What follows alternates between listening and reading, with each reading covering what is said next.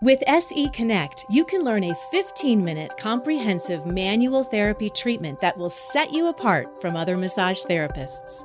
SE Connect is the only multidisciplinary platform with practice tools, business tools, and a community of practitioners speaking the same language. Check it out at network.structuralelements.com. Anatomy Trains is excited to invite you to another exciting 2-day dissection livestream specialty class, Deep Dive into Joints, April 24th and 25th. This advanced dissection livestream education experience is presented by Tom Myers and Master Dissector Todd Garcia. In this 2-day event, we will examine the blended nature of support for each of the joint areas. This special dissection livestream format allows us to explore more deeply subjects and areas of interest. Visit anatomytrains.com for details.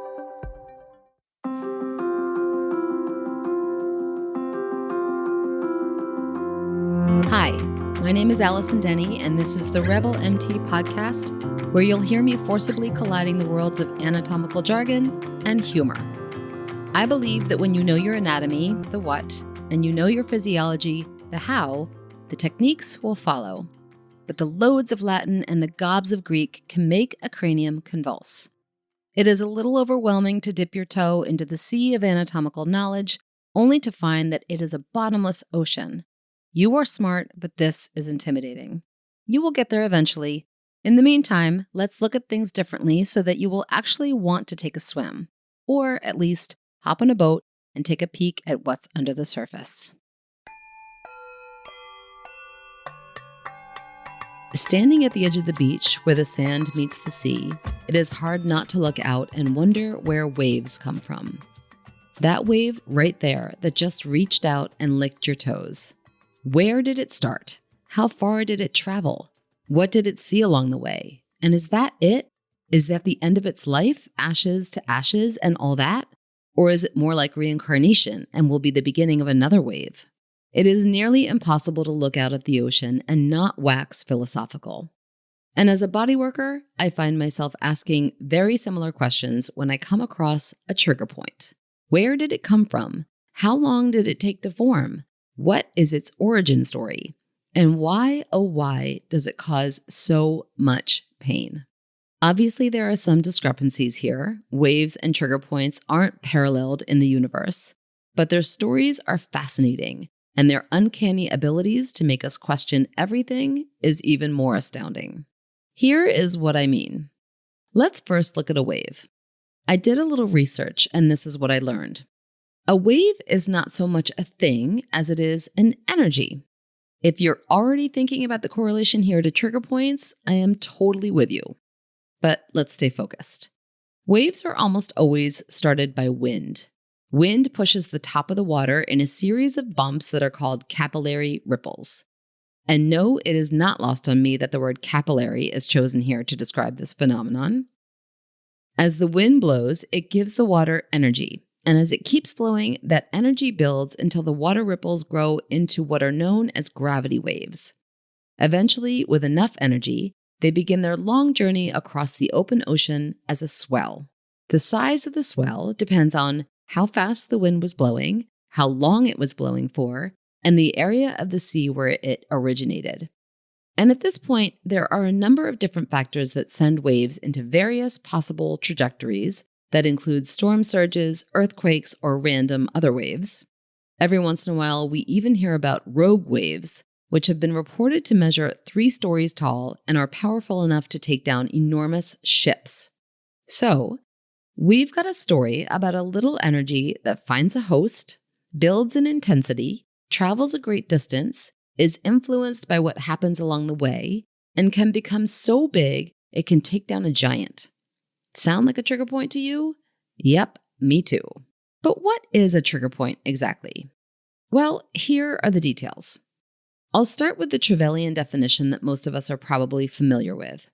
Janet Trevell, an internist of general medicine in the 1940s, became the leading expert of myofascial pain when she discovered what she coined a trigger point. In her words, a trigger point is, quote, a hyper-irritable spot in skeletal muscle that is associated with a hypersensitive palpable nodule in a taut band, end quote.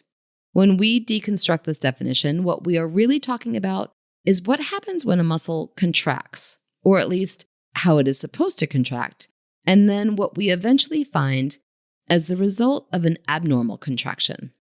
Diving deep into anatomy, what we see is that a muscle is just a big collection of bundles of fibers. Those fibers are made up of even smaller fibers. Of course, they aren't called fibers at that teeny tiny level. Each muscle fiber is, in fact, a muscle cell and has all the normal cell components that you probably had to build out of jello or clay or something like that at some point in your life. The nucleus, the mitochondria, the endoplasmic reticulum, etc. But a muscle cell, unlike a liver or bone cell, also has these hair-like filaments that give muscles the ability to do what they do best: contract. These little bitty parts this deep down are called myosin and actin. Like an octopus and its tentacles, they have this natural talent to grab onto each other, pull tight, and get small, and then get long, let go, and swim free. This is how a muscle contracts. The myosin and actin grab onto each other, pulling the ends of the muscle and the bones they are attached to closer together, and then they let go, allowing the bones to move farther apart. It is more complicated than this, but you get the idea. So these contractions happen in all skeletal muscle and, in an ideal world, contract frequently, relax frequently, get stretched and massaged frequently, are fed the proper nutrients, are well hydrated, and get a good night's sleep. Sounds like everyone you know, right? Exactly. This is very rarely the case, and when muscles are put under stress from any of the aforementioned categories, they get angry. Picture that octopus again. He's tired, hungry, and has had no downtime in weeks. He is stressed out and now clinging onto a rock for dear life and not letting go. This is a trigger point. The myosin and actin are grabbing onto each other, and they have forgotten how to let go. When you ask a muscle to perform an action over and over and over again, it thinks you're training it. So if you constantly keep your shoulders in your ears but never stretch or relax them down to a neutral position, the myosin and actin in the muscles that create that action will forget, eventually, how to let go of each other. Tired little filaments. The exhaustion is not lost on the surrounding tissues. Any connective tissue here will start to wise up that these little guys are exhausted and call in the troops to help out. It will actually surround the area and create a little thickening as a sort of band-aid because it thinks the muscle is experiencing some sort of trauma. Can you blame it? The reinforcement here may have good intentions, but the combination of clinging muscle tissue and sticky connective tissue is not good for any blood, lymph, or nerve vessels that are trying to find passage here. Now the energy is starting to find momentum. That ripple of a trigger point has found its sea legs. And if it joins forces with any number of elements that will fuel its fire, that little irritation will become a serious pain in a very short period of time. Like the wave in an ocean that is influenced by elements like the shape of the seafloor, a tropical storm, or surrounding pieces of land, a trigger point will gain strength from reinforced behavior, a blunt force from the outside, or the constant stream of cortisol from an environment filled with anxiety. Now we have this little angry bundle of muscle fibers. They are gripping down and starting to wreak havoc. Depending on the intensity, severity, and frequency of the various factors that go into creating that trigger point, it may only be a little angry, come up against a strategically applied pressure, and dissipate back into the ocean of human biology. Or it may have been gathering speed and velocity for years, rearing its ugly head now and again, and has suddenly joined forces with a traumatic event, say a financial blow or a car accident, to create a rogue wave that would bring down the Titanic. For real, I have seen trigger points strong enough to paralyze Arnold Schwarzenegger. People commonly refer to them as knots, and they are a lot like knots, a tangled collection of fibers that are impeding the normal flow of things. Some of them are minor irritations, like the constant spray of water in your face when you're on the boat on a windy day, and some of them are like a vice grip that are hell-bent on unleashing the rage of 1,000 tsunamis. In any instance, the body sounds the alarm and sends signals to the brain that things aren't right. This happens in the form of pain. What techniques work then? It's important to start from the premise that no two trigger points are the same, in the same way that no two waves are the same. So how you handle a trigger point can be very different from client to client. But if you keep in your pocket the knowledge that a trigger point is essentially a collection of energy, you can use this information to your advantage. There are lots of methods taught in handling trigger points.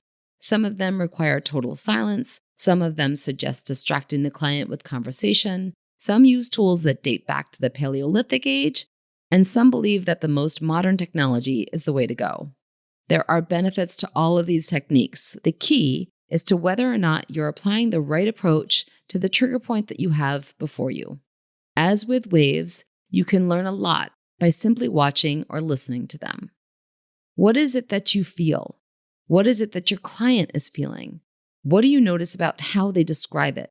Do they seem full of anxiety? Do they seem stuck? Do they seem weighed down?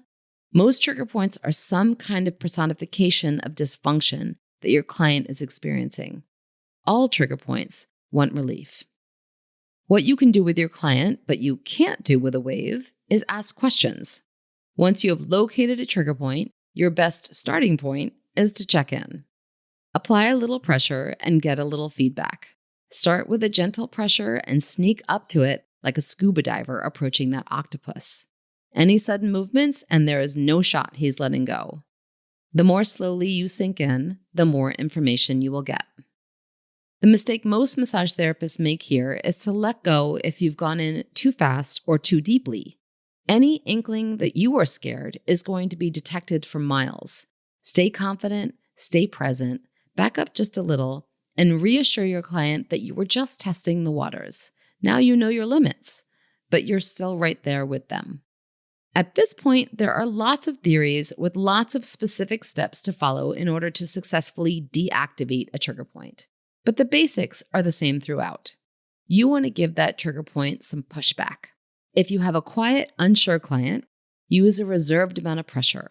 If you've got a more energetic, experienced client, sink in a little deeper and find that comfortable discomfort. Now you can start your trigger point therapy. Let's say you've got a minor trigger point that has only formed within the past year. It's in the rhomboids, it's not radiating anywhere, and it's irritating the client, creating a pinching pain when they sit at their computer or sleep funny. Using a supported finger or thumb pad, sink in until your client tells you the pressure feels productive. Or let's say you've got a more severe trigger point. It's in the QL and your client is no stranger to back pain. Position your client on their side so that the affected QL, let's say the one on the right, is up off the table. Have them bend their left leg up toward their chest, have them straighten their right leg but relax it down to the table, and then have them reach their right arm up over their head and grab onto the face cradle or the head of the table. This opens up the QL, which makes the trigger point way easier to access. It's a little like trying to grab onto an octopus who lives in shallow, narrow waters as opposed to a vast, deep ocean. From here, use a supported thumb, fingers, knuckles, or even an elbow and start to dive in. In either scenario, once you are here, put on your research scientist hat and do some exploring. Does the pain feel more or less intense if you move slightly, and by slightly, I mean slightly, in any direction, or coming into that spot from a slightly different angle? And once you've found the perfect position, does stillness feel the most effective to the client? Does friction? Does passive movement? Does active movement? Start very slowly in each of these directions and take mental notes on what works and what doesn't. What needs to stay consistent is your presence. If at any point you are not focused and listening and understanding what this trigger point and this client are telling you, you have disconnected. This is probably the most difficult aspect of working with trigger points. It is easy to get distracted. It is easy for the client to get distracted. It is incredibly easy for that trigger point to slip into a cave and come out again later when it feels like things are safe. The crazy part is that even if you find what works for one trigger point on one client, it doesn't mean that it will work on all trigger points for all clients. It doesn't even mean that it will work on the same trigger point for the same client the next time they come in. Those things have a life of their own, and they will move and shift and change like the tides. The last and quite possibly most important step of this work is the conversation you have with your client before they leave.